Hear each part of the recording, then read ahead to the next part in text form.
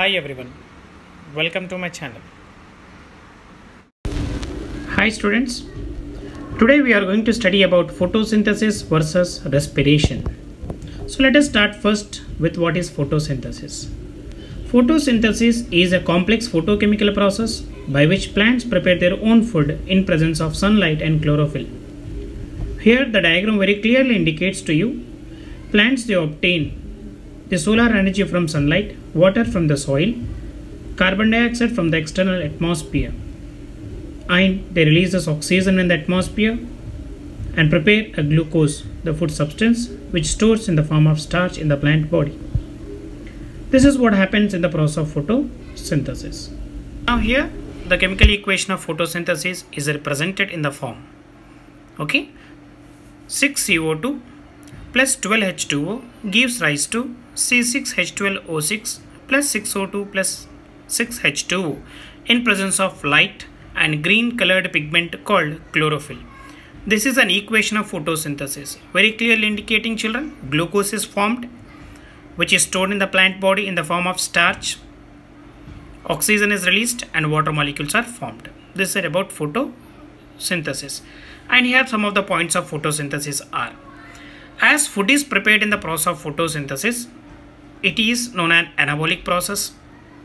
During this process, light energy is utilized. It occurs in the chloroplast of a plant. Oxygen, water and glucose are the products of the photosynthesis. Carbon dioxide is utilized by the plant. Oxygen is released.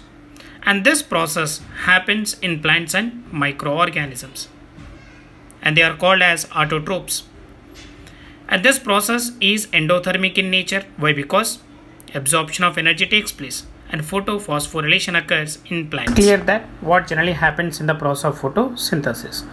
Now let us discuss about respiration. Children, we have studied that due to the aerobic respiration pathway, energy is released, and due to insufficient supply of oxygen, that is anaerobic respiration pathway, a very small amount of energy is released.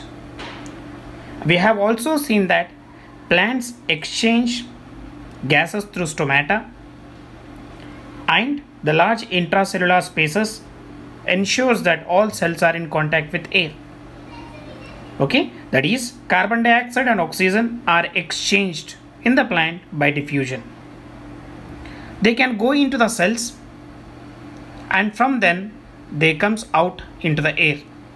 So the direction of diffusion depends upon the air. So we call the respiration not only the process of exchange of gases, it is a process of breakdown of food to release energy, carbon dioxide and water.